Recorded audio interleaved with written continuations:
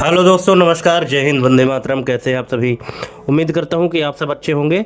दोस्तों, जैसा कि आप स्क्रीन में हमारे देख रहे हैं और हमारे थंबनेल में भी देखा है आपने कि ईएसबी बोर्ड द्वारा अभी अभी एक नई वैकेंसी लॉन्च की गई है।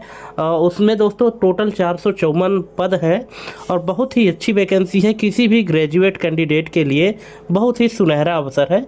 जैसा कि आप स्क्रीन में भी देख पा रहे हैं, ये नोटिफिकेशन है उसका, और इसके बारे में आज हम आपको कंप्लीट जानकारी देंगे कि इसका एग्ज़ाम फॉर्म कब से भराया जाएगा, और इसकी परीक्षा फॉर्म भरने की लास्ट डेट क्या है, आवेदन शुल्क कितना है, सिलेबस क्या है, इन सब से रिलेटेड हम आपको कंप्लीट जानकारी देंगे दोस्तों। इसलिए वीडियो में लास्ट तक बने रहें और चैनल को सब्सक्राइब करना ना भूलें अगर आप पहली बार आए हैं तो। ठीक है, तो चलिए, यहाँ पे जो नोटिफिकेशन आप देख रहे हैं ये टोटल 111 पेज का है। तो इतना लंबा चौड़ा अगर हम आपको नोटिफिकेशन के बारे में एक्सप्लेन करेंगे तो आपका भी जो समय है वो ज़ाया होगा, इसलिए हम इसको थोड़ा शॉर्ट में करते हैं। मैं पहले आपको ईएसबी की वेबसाइट पर ले चलता हूँ।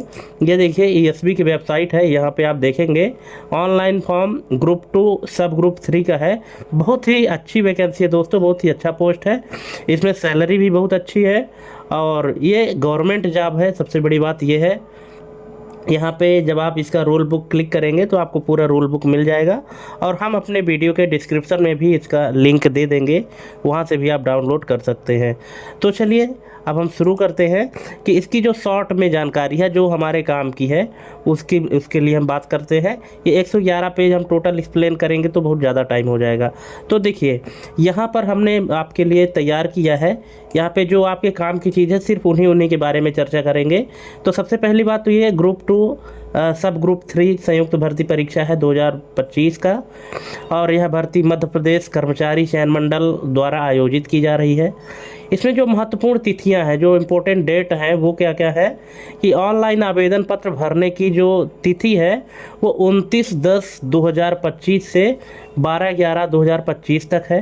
ठीक है, मतलब जो डेट स्टार्ट हो रही है ये 29 अक्टूबर से शुरू हो रही है और 12 नवंबर तक भराई जाएगी फॉर्म। ठीक है, आवेदन पत्र में संशोधन करने की जो तिथि है तो 29/10 मतलब जब से आप फॉर्म भर दिए हैं तब से लेकर 17 नवंबर तक आप फॉर्म में कोई भी संशोधन कर सकते हैं।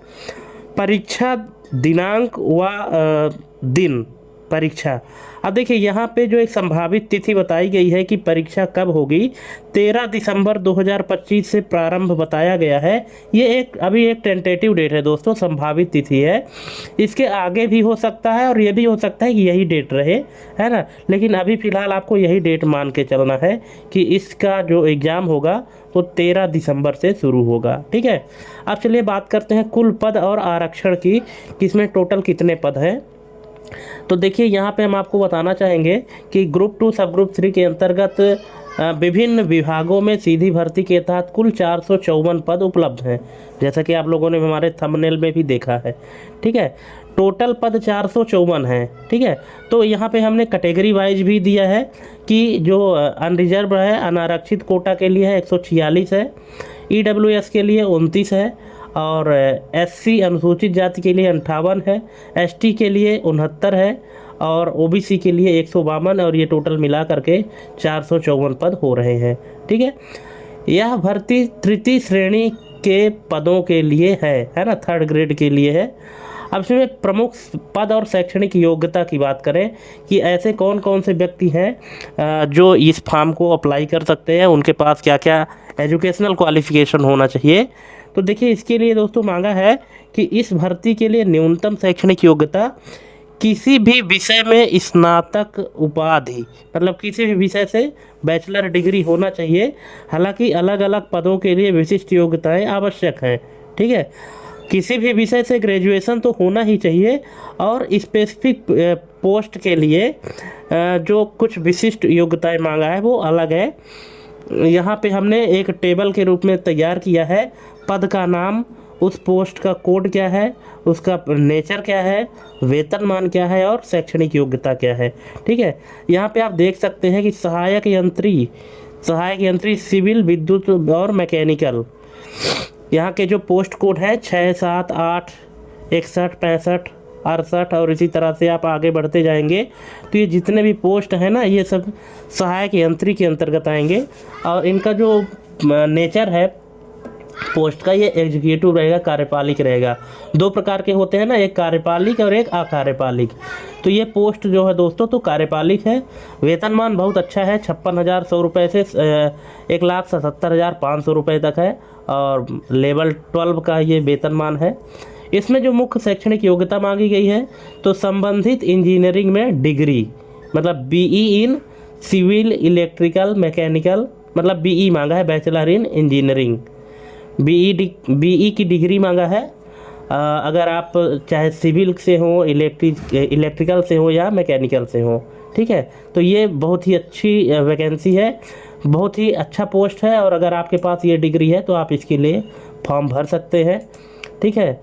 और चलिए इसी तरह से चलते हैं। जूनियर आपूर्ति अधिकारी, जो जूनियर सप्लाई ऑफिसर है, इनका जो पोस्ट कोड है 16 है, ये भी कार्यपालिक है। इसकी जो सैलरी है, वेतनमान है 28,700 से 91,300 है। इसमें लेवल 7 की जो वेतनमान है वो दी जाएगी।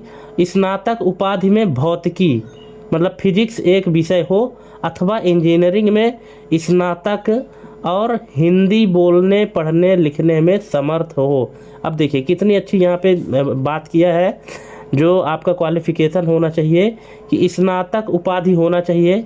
अब स्नातक में कम से कम फिजिक्स तो होना ही चाहिए, ठीक है, फिजिक्स होना चाहिए, या इंजीनियरिंग में स्नातक, या कि फिर या तो बीई किया हो, और या कि अगर नॉर्मल ग्रेजुएशन किया हो तो उसमें फिजिक्स विषय जुड़ा हो, ठीक है, और हिंदी बोलने पढ़ने लिखने में समर्थ हो, ठीक है।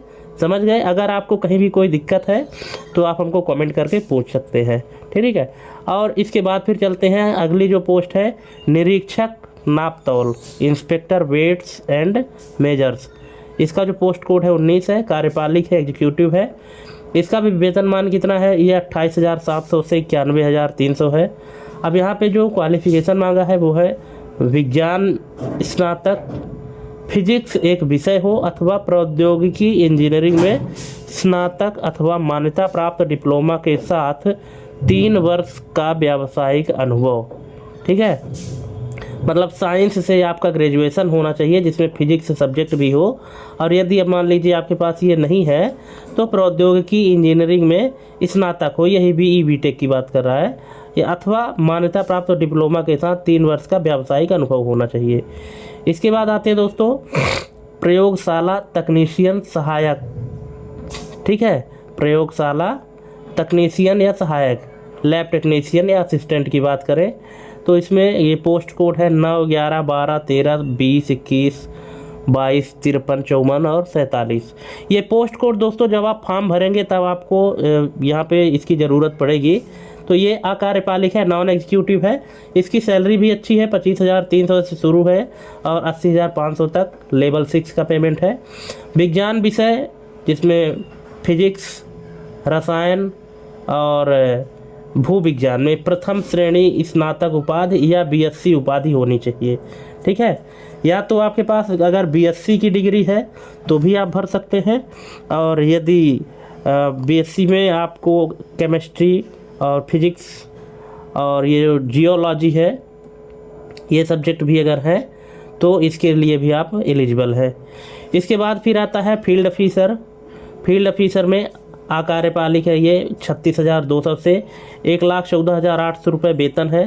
जो क्वालिफिकेशन मांगा है तो जीव विज्ञान कृषि विज्ञान में स्नातक और कंप्यूटर संचालन का ज्ञान होना चाहिए, ठीक है। जो फील्ड ऑफिसर होंगे तो उनका पोस्ट कोड 2 है और ये अकार्यपालिक है, इसका वेतन ये है। और जीव विज्ञान कृषि विज्ञान में स्नातक और कंप्यूटर संचालन का ज्ञान होना चाहिए। मत्स्य निरीक्षक एक पोस्ट ये भी है, फिशर इंस्पेक्टर, ये कार्यपालिक है, 5200 से 20,200। जीव विज्ञान मत्स्य विज्ञान में स्नातक उपाधि होना चाहिए, ठीक है। तो ये दोस्तों इतने प्रकार के पोस्ट हैं, हमने आपको सभी पोस्ट के बारे में बता दिया है, ठीक है। किस पोस्ट का क्या नाम है और उनका नेचर क्या है, एग्जीक्यूटिव है, नॉन एग्जीक्यूटिव है, सैलरी कितनी है और उनका एजुकेशनल क्वालिफ़िकेशन क्या है, ठीक है। अब इसी में आगे हम देखेंगे कि परीक्षा जो शुल्क है, जब आप फॉर्म भरेंगे तो इसका परीक्षा शुल्क क्या लगेगा। तो अनरिजर्व के लिए 500 रुपये है, पोर्टल शुल्क 60 रुपये है, ठीक है।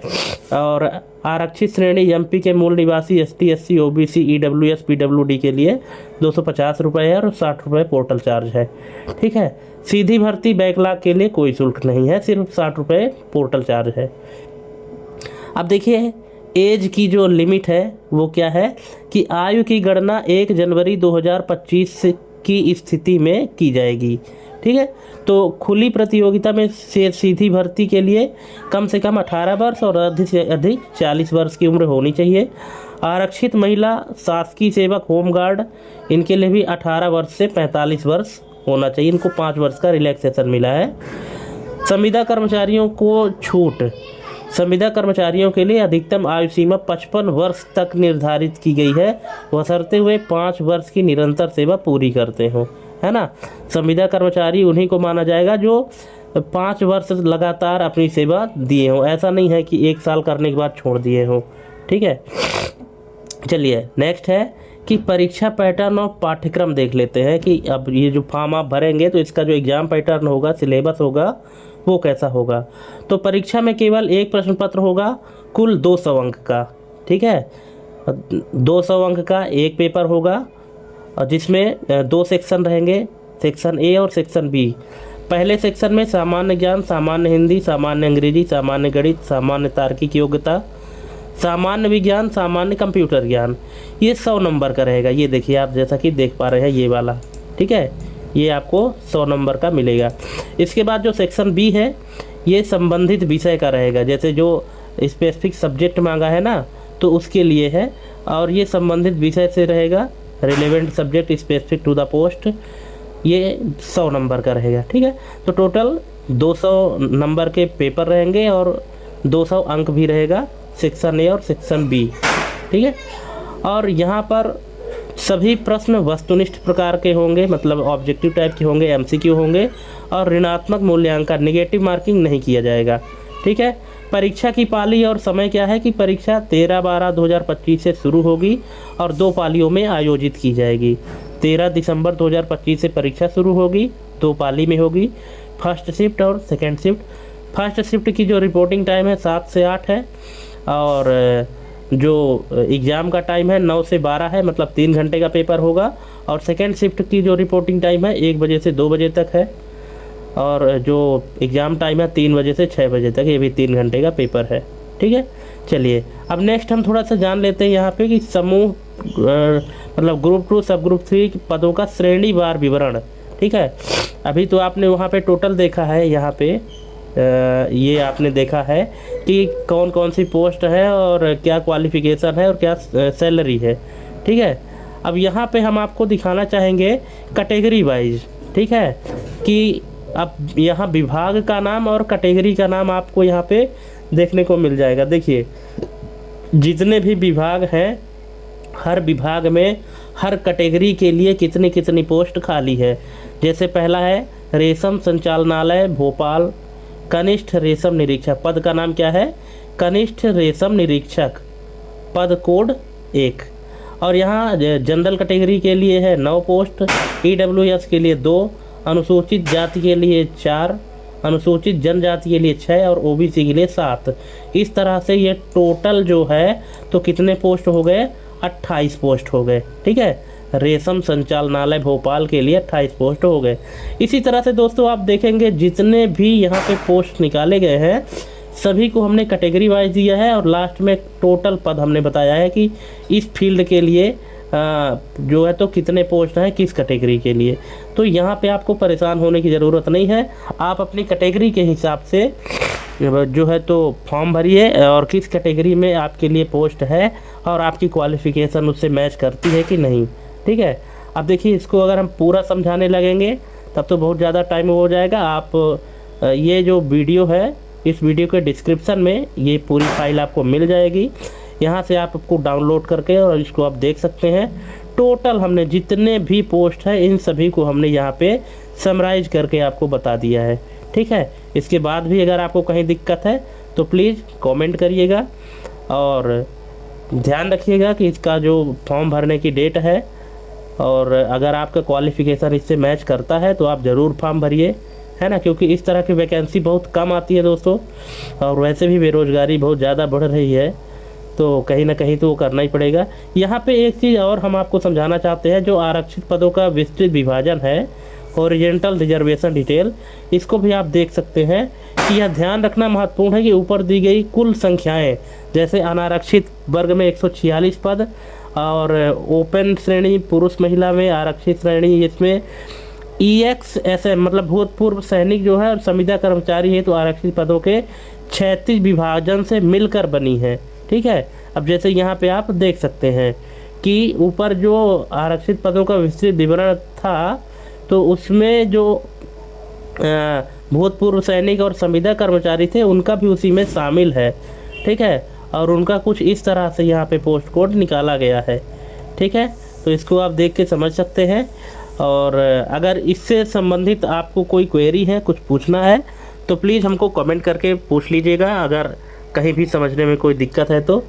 ठीक है, तो आज के लिए बस इतना ही दोस्तों, मिलते हैं अपने अगले वीडियो में एक नई जानकारी के साथ। और हाँ, एक मतलब इस एग्ज़ाम से रिलेटेड अगर आपको तैयारी करनी है ना, तो हमारे वीडियो को सब्सक्राइब करके, हमारे इस चैनल को सब्सक्राइब करके रखें, क्योंकि हम इस एग्ज़ाम के लिए आपको वीडियो भी प्रोवाइड कराएंगे, जिससे आपको एग्ज़ाम में बहुत हेल्प मिलेगी। कंप्लीट तैयारी हम करवाते हैं, इसलिए किसी भी कॉम्पिटिटिव एग्ज़ाम के लिए हमारे चैनल को सब्सक्राइब करना ना भूलें। तो आज के लिए बस इतना ही दोस्तों, मिलते हैं अपने अगले वीडियो में, तब तक के लिए जय हिंद, वंदे मातरम।